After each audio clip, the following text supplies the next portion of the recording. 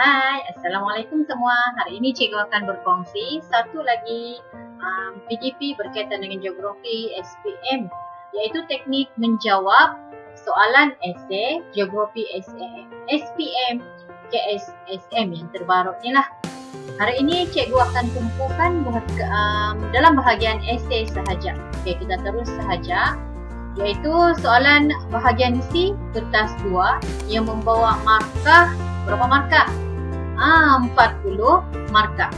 Nah, dalam soalan ini yang mengandungi 4 soalan, jawab 2 soalan sahaja. Biasanya satu soalan dipecahkan pada 4 bahagian, iaitu soalan 1 misalnya, bukanlah. Soalan 8 misalnya, iaitu ada A, B, C dan D. Di mana soalan-soalan ini akan dipecahkan biasanya 4 dan 6 markah dan jugalah jarang-jarang 5 dan 5 markah. Di mana satu pecahan soalan tu dia akan membawa 4 atau 6 markah dan dalam semua soalan itu ada 20 markah. Seterusnya, bagaimana teknik menulis soalan esei geografi dengan baik? Yang pertama ialah mesti ada nombor soalan dan pecahan untuk memaklumkan kepada guru pemeriksa soalan mana yang kamu pilih. Sebaiknya mulakan esei dengan ayat pengenalan. Ayat pengenalan ini bukan panjang sangat tau, dia ringkas sahaja. Soalan esei tidak digalakkan ditulis dalam bentuk poin, tapi dalam bentuk perenggan. Namanya esei, jadi maksudnya kena tulis dalam bentuk perenggan. Okay, yang seterusnya ialah mesti lengkap dengan fakta, huraian dan contoh. Ini berdasarkan markah dan kata kunci soalan. Okay. Dan seterusnya ialah elakkan menulis esei dalam bentuk karangan. Sebab ini bukan karangan kan? Ini adalah soalan esei berkaitan dengan geografi. Okay, seterusnya kita tengok pula contoh soalan. Okay, ini contoh soalan tahun lepas. Tapi dia masih lagi relevan untuk KSSM, pelajar-pelajar geografi SPM KSSM yang bermula pada tahun hadapan. Okay, yang ini tengok ni, dia soalan 8, ada 4 dan markahan dia 4, 6, 6, 4. Okay.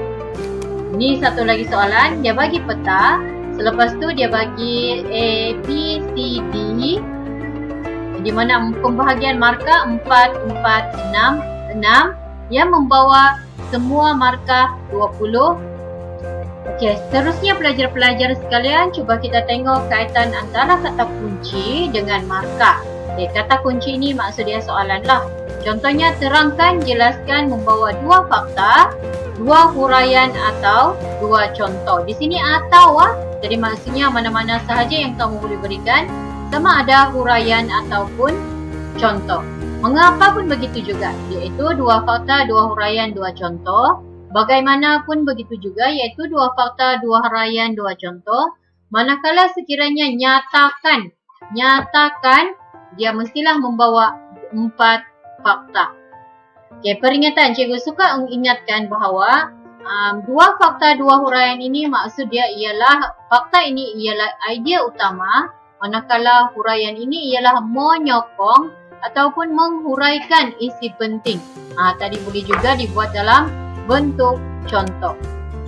Pula contoh soalan. Contoh soalan yang membawa 4 markah. Jelaskan mengapa migrasi bandar ke bandar adalah paling tinggi di Malaysia. Ini soalan tadi ya. Jadi kamu perlu memberi jawapan 2 fakta, 2 huraian, 2 contoh. Sebab dia punya kata kunci soalan ialah jelaskan. Ini contoh jawapan. Contoh jawapan, fakta yang pertama, kenapa? Sebab peluang pekerjaan yang banyak di bandar baru. Huraian pertama, huraian dia ialah sektor perindustrian, perniagaan ataupun perkhidmatan. Di sini dia sudah 2 markah ni. Fakta 2, kemudahan asas. Sebab di bandar baru ni sebenarnya banyak kemudahan asas. Diberikan contoh, ini sebenarnya contoh kan, tapi boleh dikira sebagai huraian. Okay, contoh transit aliran ringan ataupun komuter di KL. Okay, ini adalah jawapan-jawapan yang lain lah. Cuma kamu berikan ini sahaja, maka kamu akan dapat 4 markah.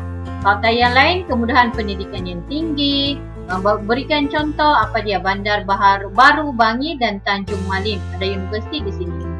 Okay, upah yang tinggi, meningkatkan taraf hidup. Ini ialah huraian. Huraian bukan contoh, tapi boleh juga diberikan markah.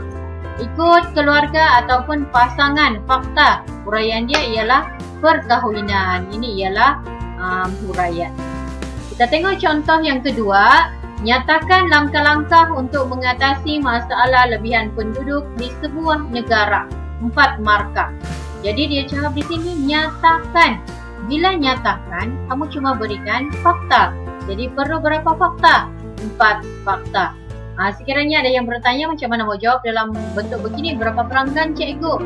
Kamu tulis sahaja dalam satu perenggan di mana semua di situ dia mempunyai 4 fakta.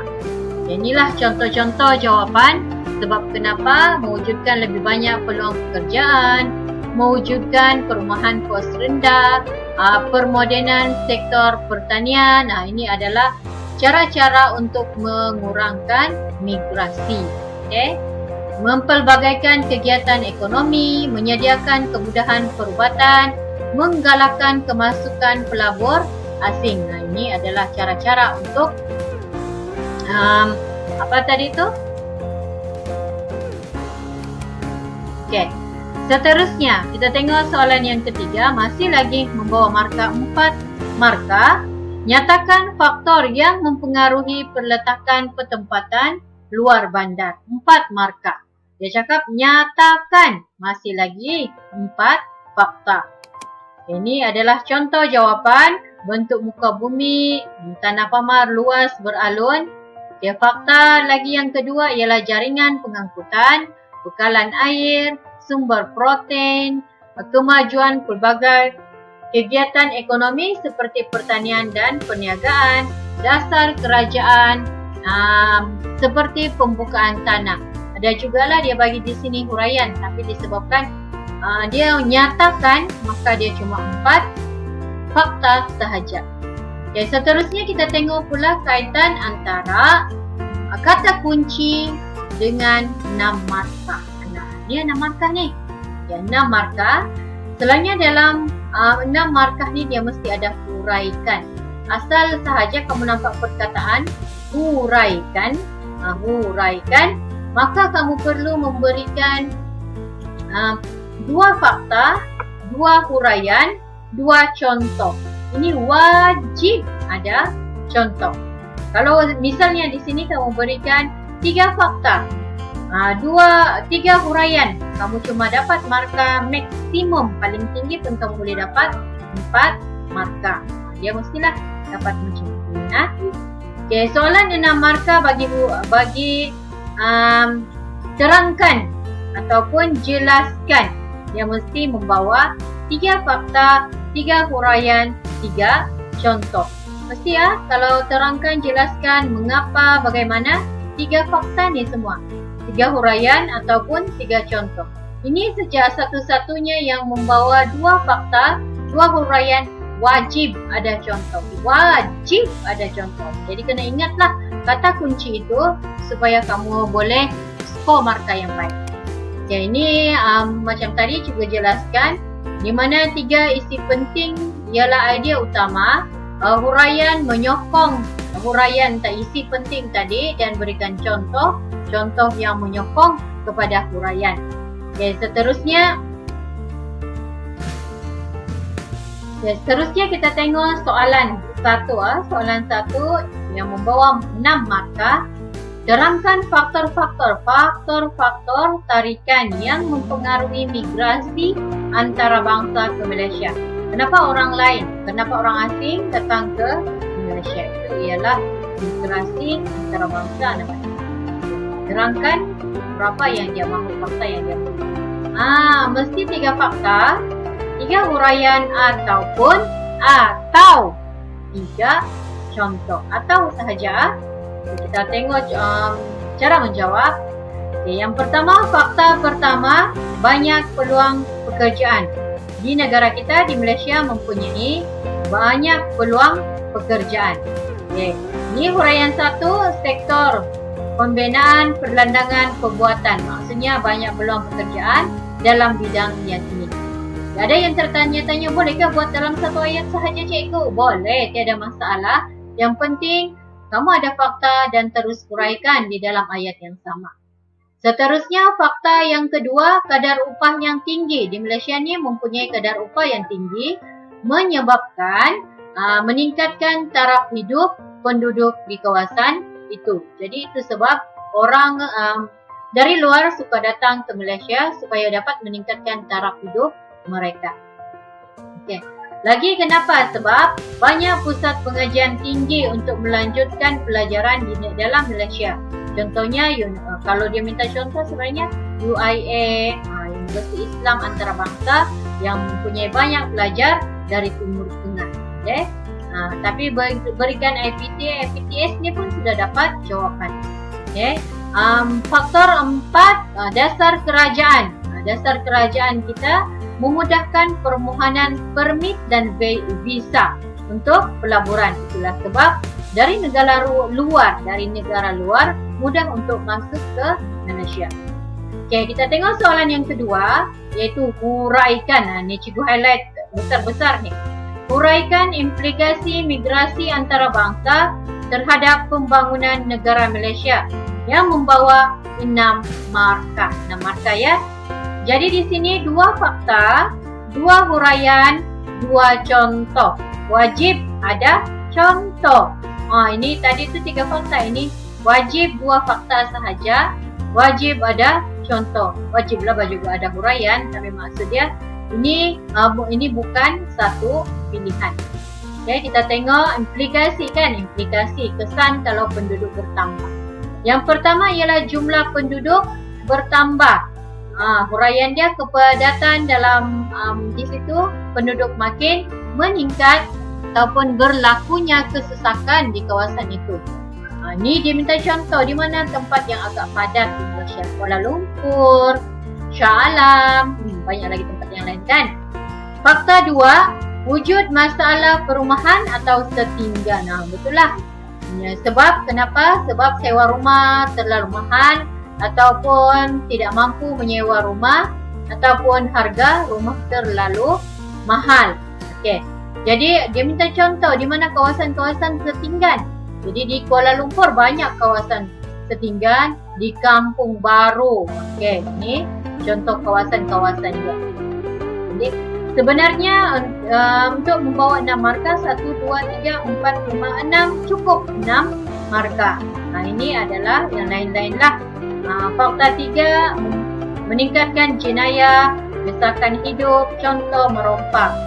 4, persaingan kepada buruh tempatan, pengangguran, penduduk tempatan sebab peluang pekerjaan dia terhad. Dalam bidang apa? Dalam bidang perkilangan, pembinaan atau perniagaan. Okay. Contoh soalan 3. Soalan 3 ini jelaskan apa yang mau dijelaskan. Urbanisasi di Malaysia menyebabkan menyebabkan perubahan landscape. Jelaskan bagaimana urbanisasi di Malaysia menyebabkan perubahan landscape. Jelaskan perubahan ciri geografi tersebut. Dia sepatutnya 3 fakta, 3 huraian atau 3 contoh. Di sini cikgu bawakan kamu punya contoh jawapan. Ini perubahan landscape dapat dilihat dalam aspek struktur bangunan. Ini aspek struktur bangunan dapat 1 markah, fakta 1. Ini nama dia tiada markah lah yang ini, cuma dia perlu ada juga dalam awal-awal jawapan. Okay, proses urbanisasi yang pesat di bandar-bandar besar telah mengubah landscape besar bandar dengan terbinanya banyak bangunan tinggi kerana kekurangan tanah dan kos yang tinggi. Okay. Ini ialah huraian 1. Betul lah ni kan? Sebab dia bilang kekurangan tanah, kos yang tinggi. Okay. Banyak bangunan tinggi telah dibina di Tokyo, Jepun. Contoh. Jadi dia bagi 1, 2, 3. Tapi ni dia mau 2 fakta, 2 huraian, 2 contoh kan? Kita tengok lagi seterusnya. Selain itu, perubahan landscape juga dapat dilihat dari aspek struktur jaringan pengangkutan. Betul lah, landscape berubah sebab adanya jaringan pengangkutan. Hal ini kerana jalan raya dibina untuk memudahkan orang awam bergerak dari satu tempat ke tempat yang lain menggunakan kenderaan. Okay. Boleh. Ini sebenarnya tidak dikira sebagai huraian sebab sepatutnya struktur jaringan pengangkutan, maksudnya kamu kena bagi tahu struktur yang macam mana, dia bertingkat, jalan semakin dilebarkan. Sepatutnya itu yang kamu kena terangkan. Okay. Dan diberi markah ialah contoh. Contohnya Lebuh Raya Ampang iaitu di Kuala Lumpur. Okay. Jadi contoh 1 diterima sebab dia di sini pula dia berikan 2 contoh, dia bagi huraian juga. Jadi maksudnya ini cuma dapat 4 daripada 6 markah. Okay, ini contoh yang seterusnya.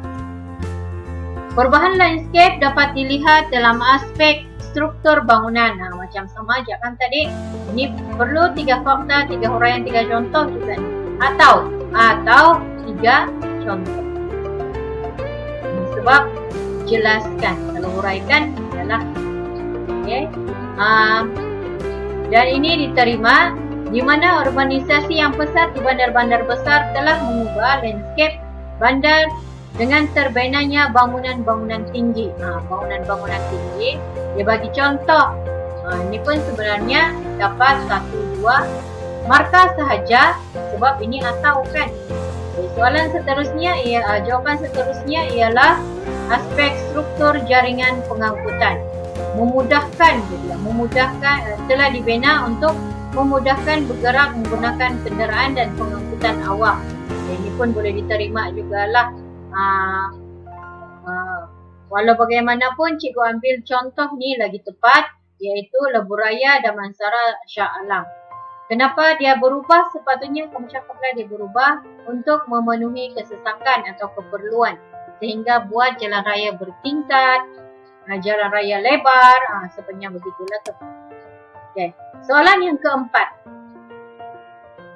keempat, apakah masalah yang mungkin timbul akibat perkembangan tersebut? Masalah yang timbul akibat perkembangan, tadi itulah jelaskan.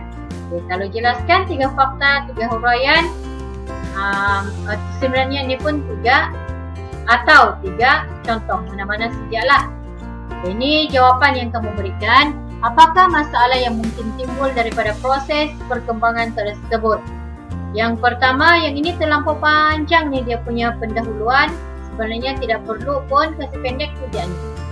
Proses urbanisasi di negara maju seperti Jepun dan Amerika Syarikat telah bermula lebih awal berbanding dengan negara yang sedang membangun. Urbanisasi telah memberikan kesan positif maupun kesan negatif. Ini tiada markah, panjang-panjang tiada markah, rugi sejak mau bagi. Terus saja, kesan negatif ialah inilah Pulau Haba. Betul lah ni Pulau Haba. Berlaku peningkatan suhu, huraian. Okay, dia berikan fakta 1, huraian 1. Ini yang kedua ialah pencemaran udara, fakta 2, betul. Dan huraikan disebab tengok soalan. Cuba kita tengok jawapan pelajar yang ini. Dia mendapat berapa markah ni? Yang pertama ialah berkaitan dengan yang ini panjang sangat. Sia-sia je buat, tidak perlu semua yang begini ni. Terus saja tulis kesan negatif ialah Pulau Haba. Okay, Pulau Haba berlaku fakta 1, peningkatan suhu fakta huraian 1. Okay, ini huraian sahaja yang ada di sinilah. Ini memerlukan 3 fakta, 3 huraian atau 3 contoh. Okay, pencemaran udara fakta 2. Huraian di sini ada dia berikan peningkatan bilangan kendaraan huraian 2. Dan ini adalah contoh sebab dia berikan nama bahan cemar yang mencemar udara. Contoh. Dan ini yang ketiga dia berikan ialah pencemaran air fakta 3. Huraian kilang-kilang perindustrian dari kilang-kilang perindustrian. dan dia beri contoh yang kilang-kilang ini menyebabkan kepupusan hidupan laut di kawasan air sungai ataupun laut. Jadi dia membawa 1, 2, 3, 4, 5, 6, 7, 8. Sebenarnya pelajar ini dapat 8 markah. Tapi disebabkan markah maksimum ialah 6 sahaja. Jadi dia dapat 6 markah penuh. Okay, yang ini pula tadi 3 fakta 3 huraian kan. Dia cuma berikan 2 fakta. Jadi dia cuma dapat 4 markah minimum. Maksimum dia cuma dapat 4 saja kalau 2 fakta saja dia berikan. Jadi yang ini walaupun dia berikan contoh, tapi dalam sepatutnya atau contoh. Kalau sudah ada huraian, maka contoh tidak perlu berikan lagi lah. Tapi kalau mana-mana pelajar yang memberikan contoh juga, tidak yakin dengan huraian yang diberikan, boleh digalakkan. Okay, nanti pemeriksa akan memberi markah jawapan yang paling tepat. Okay, apa masalah dia juga? Sama masalah. Sepatutnya soalan mesti 3 fakta 3 huraian ataupun 3 contoh, tapi dia berikan 2 fakta sahaja. Walaupun di sini ada kelebihan 1 contoh, tapi tidak mau begini, ini atau. Jadi 3 fakta, cuma 2 fakta dapatlah 4 daripada 6 markah. Jadi kena hati-hatilah, itu sebab kena pegang betul-betul dia punya konsep, dia punya kata kunci keyword soalan tersebut. Okay? Ini contoh soalan, cuba tengok. Okay? Kalau terangkan konsep, konsep perbandaran ini selalunya dapatlah 2 markah. Jenis-jenis pertempatan ini dapatlah 2 markah. Okay? Jadi kamu berilah konsep pertempatan dan jenis pertempatan. Seterusnya soalan B. Bandar merupakan salah satu hierarki pertempatan. Salah satu bandar. Jelaskan ciri-ciri yang perlu ada dalam sebuah bandar. Dalam sebelum ni pun cikgu ada bincangkan kan, ciri-ciri yang perlu ada dalam sebuah bandar. Ciri-ciri ni contohnya dia punya kepadatan penduduk, dia punya jumlah penduduk, ciri-ciri bangunan. Jadi kamu kena berikan, sebab dia minta 6 markah. Jadi kamu kena berikan 3 fakta, 3 huraian ataupun 3 contoh. Ini kena hati-hati. Dia bandingkan fungsi pertempatan bandar dan pertempatan luar bandar. Jadi apa dia fungsi pertempatan bandar? Contohnya mempunyai fungsi yang sama, pertempatan sebagai pusat pentadbiran. Di luar bandar pun ada juga pusat pentadbiran ditekankan. Itu dia punya persamaan. Perbezaan kamu kena dapatkan. Jadi sebab dia 6 markah, kamu kena dapatkan 3 perbandingan fungsi, 3 fakta, 3 huraian ataupun 3 contoh. Jelaskan saling bergantung. Ini 4 markah. Jadi sebab jelaskan, jadi kamu kena dibagi 2 fakta, 2 huraian. Contohnya kalau kamu cakap saling bergantung memajukan sektor perindustrian. Pertempatan luar bandar membekalkan bahan mentah. Kalau pertempatan bandar adanya kilang untuk memproses bahan tersebut kan. Itu ialah saling bergantung. Jadi ini cikgu berikan kamu contoh soalan yang kamu cuba buatlah supaya lebih mahir dalam mengenal pasti kata kunci soalan dengan markah. Setakat itu sahaja untuk hari ini. Cikgu harapkan semuanya boleh menjawab dengan baik dalam peperiksaan nanti. Terima kasih kerana menonton. Assalamualaikum semua.